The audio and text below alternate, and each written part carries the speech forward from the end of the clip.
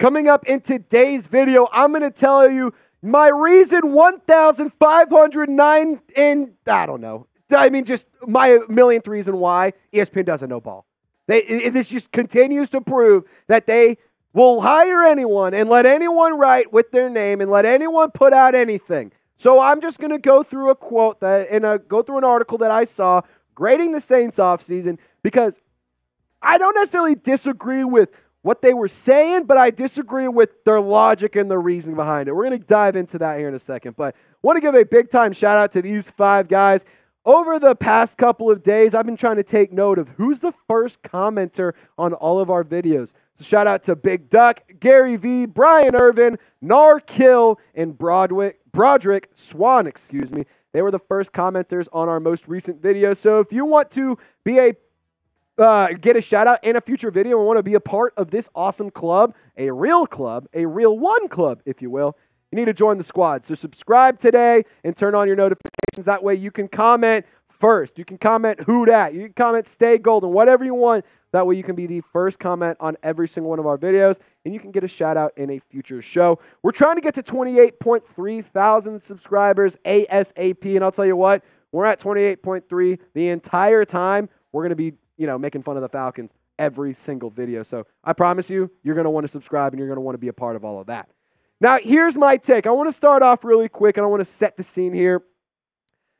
If you want to cover sports, if you want to cover entertainment, if you want to cover news, if you want to cover anything for people, and by that I mean if you want to write, if you want to be a YouTuber, if you want to do if you want to create any sort of content for somebody to consume, especially somebody that's passionate or a fan about said topic to consume, go for it. I'm here to support any single one of you that wants to go be a YouTuber, a podcaster, a writer, whatever you want to do.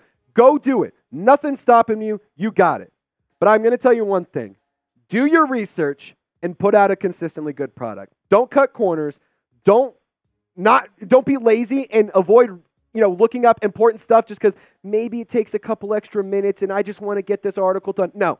Put out a good product. Take your time with it.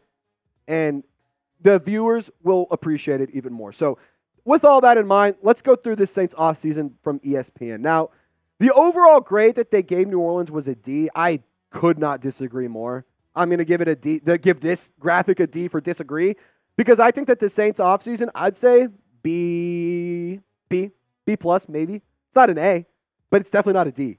I mean, that's just unbelievable for me to say. The biggest move, according to this article, drafting Taliese Fuaga. Okay, I agree there. I think that was a really, really big move, and I think it was a great move.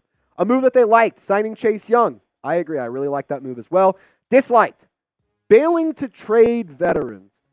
I have some thoughts there. We're going to go deep dive into that, but they quoted in the article, the Saints are, quote, addicted to mediocrity, which I find extremely comical considering over the last 20 years, the New Orleans Saints are one of the winningest franchises. They have a Super Bowl ring. This is not a team that has just never done anything in the history of their existence. If you want a team that's addicted to mediocrity, I'm sorry to say it, look at the Atlanta Falcons. Look at the Carolina Panthers. Look at the Chicago Bears, for God's sake. That is addicted to mediocrity. The New Orleans Saints are not addicted to mediocrity. So to even put that in an article, shame on you, ESPN, for letting it get published. Now, Seth Walder, you're about to get put through a frickin' blender, my friend. He said that their salary cap situation is bad, according to roster management. The Saints have $15 million in cap space despite Derek Carr, Marshon Lattimore, Cam Jordan, Taysom Hill, Ryan Ramczyk, Demario Davis, Erik McCoy, Tyrann Mathieu, and Granderson all having a base salary under $1.5 million to keep their 2024 cap hits low, which is exactly why the team is $77.6 million over the salary cap in 2025 currently. Over $50 million more than any other team. A team could maybe justify this process if it was in a championship window, but that is not the Saints. Hey, Seth, listen here, buddy. The circus called. The clown show wants you back. Because in case you didn't know, the salary cap rises every year. And it doesn't rise by 20, 30 bucks. It doesn't rise by 1, 2, 3 million. It rises a considerable amount. And I'm going to show you the numbers here in a second. But with how the current roster is constructed and how the Saints played their cards in the end of the Drew Brees and Sean Payton era, it is much, much easier for the New Orleans Saints to continue to kick the can down the road than to trade everyone, blow it up, and hit a hard reset. Only poverty franchises tank. Only poverty franchises blow it up, because those types of teams stay in that category until they finally go and get a player that can bring them out of it. Look at the Bengals. Look at the Jags. Look at the Texans. Look at the Panthers. Some of those teams are still in purgatory right now. We don't know what's going on with the Jags. Trevor Lawrence may not even be that good. We don't know. But my point is, for the New Orleans Saints, this right here should alone shut you up. Because in 2024, the salary cap jumped 13.6%. And in 2023, it jumped 7.9%. And in 2022, it jumped 14%. Now in 2021, it jumped down, but that's because in 2020, oh man, something happened then. Oh yeah, I forgot, a global pandemic. So the league didn't make as much money. So everyone's salary cap was down. But then once we get back to normalcy, we're back up. We stay up. So just based off of this, you could expect the salary cap to rise again at least 8 to 10%. That right there alone should have been the research you've done. Shame on you, Seth Walder. Now, what do you think about the Saints cap management? Because I think that the Saints cap management isn't great, but I think that Seth Walder is not doing a good job in telling the full story here. And we have a lot more thoughts to get to. But right now, it's summertime, Saints fans. So the skies are out. You know what that means? The thighs are out too.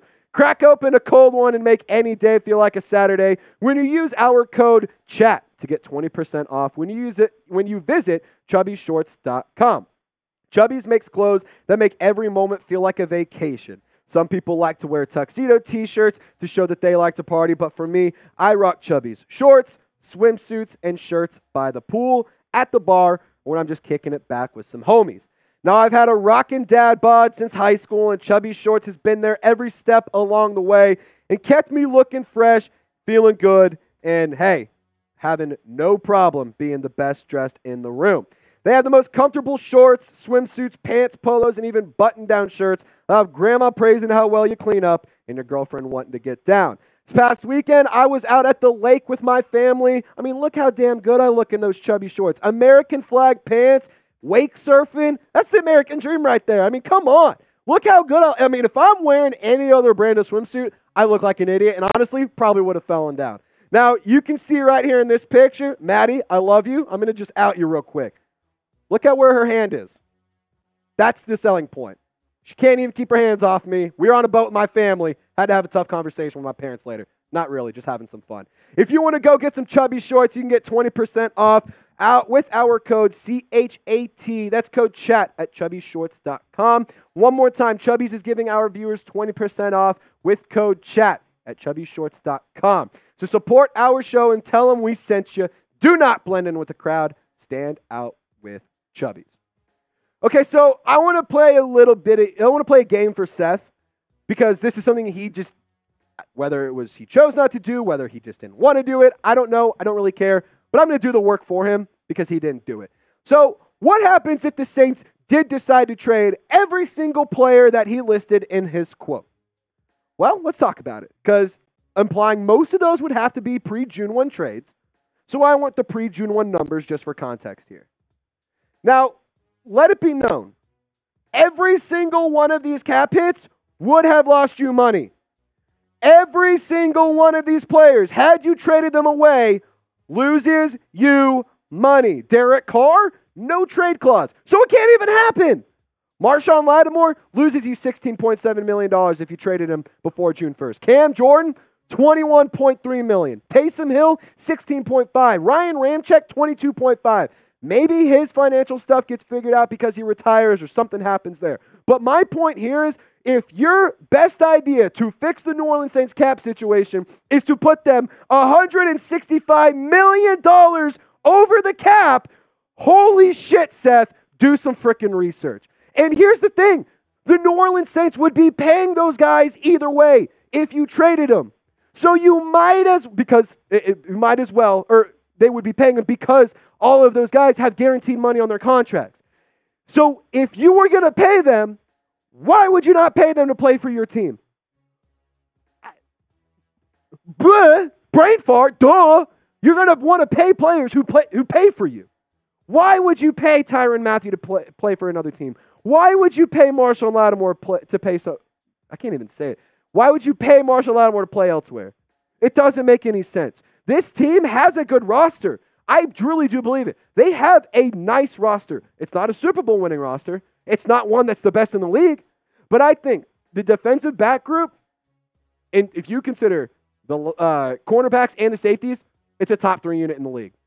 Derek Carr was a top 10 quarterback last year in terms of QBR. The stat and the production it wasn't as amazing as you wanted it to be, but Carr wasn't absolutely terrible last year, and I think he's going to be a lot better this year.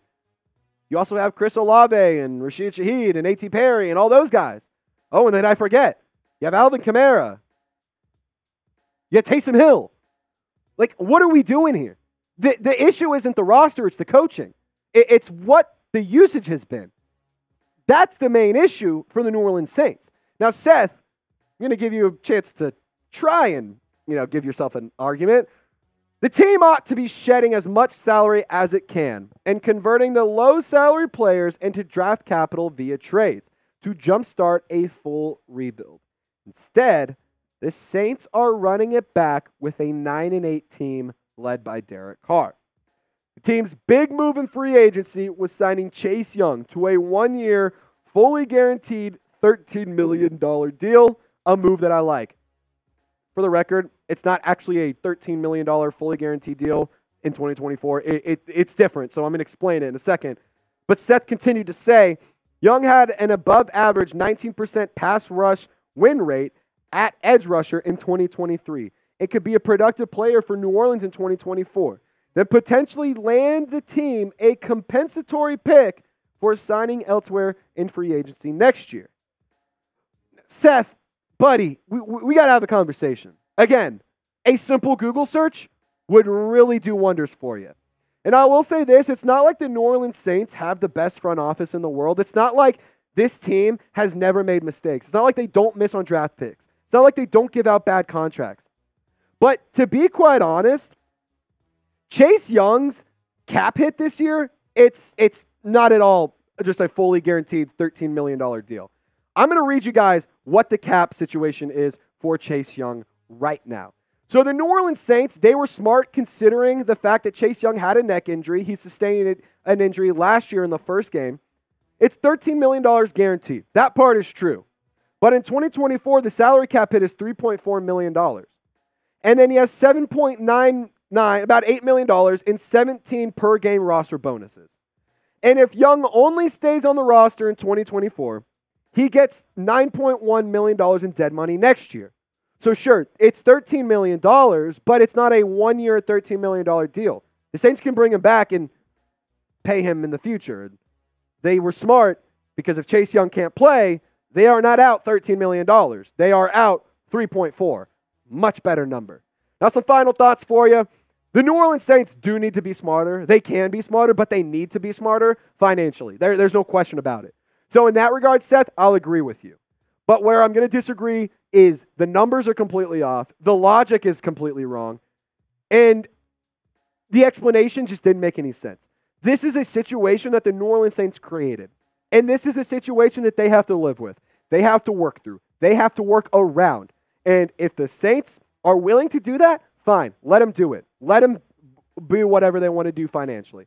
But to say that they are addicted to mediocrity and to say that they need to trade away all these players that are going to lose them money is absolutely asinine, and shame on ESPN for letting that get published, because it just is not incorrect. It's factually wrong. Shame on ESPN. Now, really quick, if you want more coverage in between these videos, hit me up on Instagram or Twitter, at Trace Girouard 48 on X, and I'm at Trace Girouard 48 _ on Instagram. I've been trying to pump up my social media game, so give me a follow on both platforms. And if you follow me back and say ESPN sucks in my DMs, I'll give you a follow in return. Shout out to you guys for watching the whole video. Y'all stay golden. We'll see you next time.